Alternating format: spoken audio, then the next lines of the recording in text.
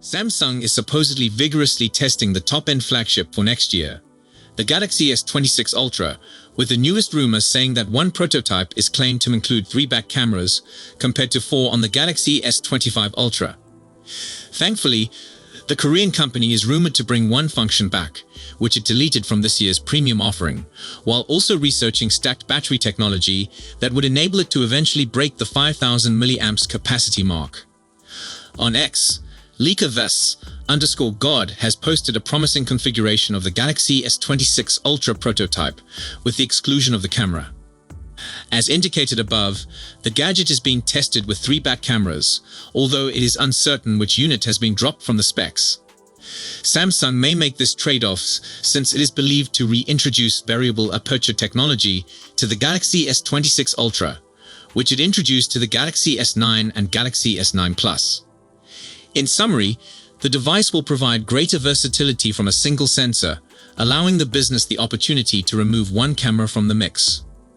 Additionally, those who were continually screaming about Samsung eliminating Bluetooth connection from the Galaxy S25 Ultra's S Pen should breathe a sigh of relief, since the Galaxy S26 Ultra prototype's pen is supposed to bring back the capability. We have learned that there was a petition signed, asking Samsung to reinstall Bluetooth connection on next year's flagship. At the time, the petition attracted more than 600 signatories, and when we returned the URL this time, that figure had climbed up to 8,706 confirmed signatures, implying that Bluetooth connection on the S Pen is much missed.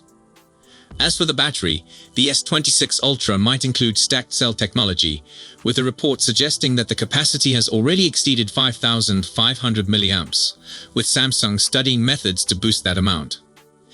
The business has been apparently experimenting on silicon-carbon batteries, perhaps enabling the S26 Ultra to flaunt a large 7,000 mAh battery. Instead of stacked batteries, the optimum option is to combine silicon-carbon, since practically every Chinese competition has converted to this technology, enabling the devices to promise higher runtime than Samsung's smartphones. It is vital to recall that the business has been speculated to add stacked batteries to the S24 Ultra, but finally opted against this approach. We firmly feel that a hike in the battery capacity and bringing back Bluetooth to the S Pen are important towards making the S26 Ultra desirable next year. But as a reminder, approach this rumor with a grain of salt, and we will be back with further details.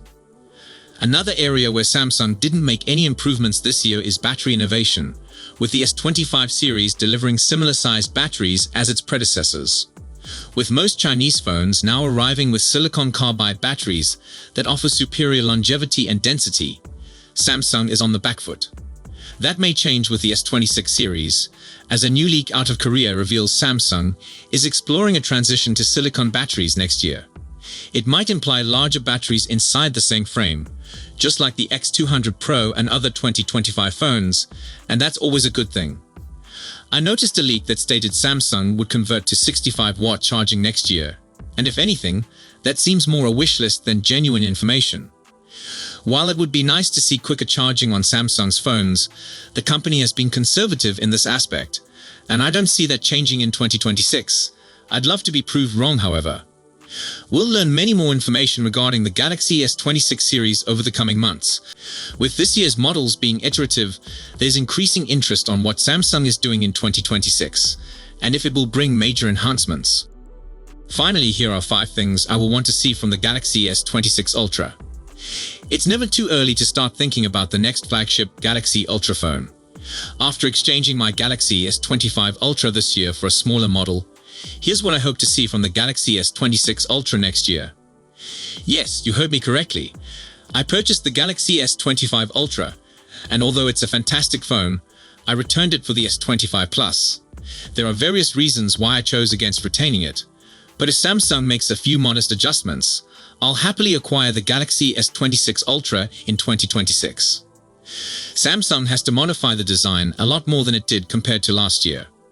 Everything that makes the Galaxy S25 Ultra fantastic, including the features and design, was previously available last year.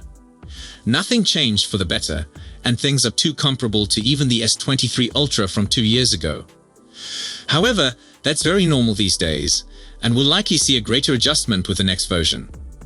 The S24 Ultra has such sharp edges that customers have reported holes in trouser pockets. Thankfully, the phone's edges are rounded, so it doesn't seem overly thick. With the Galaxy S25 Ultra, Samsung finally rounded off the edges a little bit, which is nice, but then they transformed the sides of the phone into harsh square corners. It's one stride forward and one step backward. Now it seems thicker, awkward, and is difficult to handle for lengthy durations. All I desire from the Galaxy S26 Ultra is a more rounded design at all four corners and a circular frame on the sides. Is that too much to ask? For those uninformed, the S Pen on the Galaxy S25 Ultra isn't as good as it was on earlier versions. Samsung disabled Bluetooth, and it can no longer serve as a camera shutter button or conduct any of the air actions like prior versions. People are upset about it, but many of us here at How to Geek believe it was the correct choice. I'll go things farther and advise that Samsung abandoned the S Pen totally.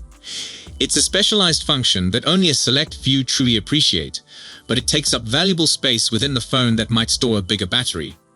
Honestly, it wouldn't stun me if Samsung did away with the S Pen next year after pulling away features this year, but we'll have to wait and see.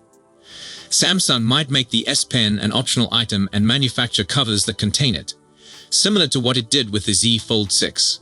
While that's not ideal, at least it wouldn't be gone for forever. The battery life of Samsung's Galaxy S25 series is exceptional. We especially praised it in our Galaxy S25 review, and it is even better on the Galaxy S25 Ultra. However, as I noted before, just because it's nice doesn't mean things can't or shouldn't grow better. To be more specific, I'd love to see Samsung upgrade the Galaxy S26 Ultra's battery to 5,500 mAh or higher. This might be done by gaining room after removing the S Pen, not to mention all the breakthroughs in silicon-carbon battery technology. We've already heard speculations that Samsung is contemplating adopting a silicon-carbon battery for the S26, so we'll have to wait and see. Without rambling too much, silicon-carbon battery technology is relatively new but already appearing in phones like the new OnePlus 13 and Vivo X200. This technology offers superior energy density, allowing for a larger battery in the same footprint. It'll also assist with charging speeds and battery safety. The Samsung Galaxy S25 series is Qi2 charging ready, which simply means they're compatible with Qi2 chargers and cases. However, the phones don't have magnets built in like the iPhone, which is quite aggravating. This effectively indicates Samsung's newest phone supports the same quicker 15-watt wireless charging as the Galaxy S24 series. Nothing changed. Samsung merely added a compatible label in the hopes people would purchase a Qi2 compliant case. What a cop-out. I hope the new Qi2 charging standard becomes included into the Galaxy S26 series, or at least the Galaxy S26 Ultra. Then, owing to the newest Snapdragon processors and greater room within the phone, Samsung now matches much of the competition with quicker cable charging technologies. The latest Ultra can perform 45-watt charging, which is fantastic. However, other manufacturers attained comparable rates some years ago. In concluding, I want the S26 Ultra to be a visible advance over the previous model. We all anticipated substantial upgrades with the Galaxy S25 Ultra this year, but that certainly didn't happen. Samsung has to quit being complacent with the design and cameras, particularly with all the competition pressing down its neck. Give us a good design update, new cameras, a larger and better battery, and real upgrades instead of shoving more AI everywhere. If it occurs, I'll happily give in my existing phone and upgrade to the S26 Ultra when it debuts next year. So that's all we know for now. We'll be sure to keep you updated as soon as we have more information. Thanks for watching.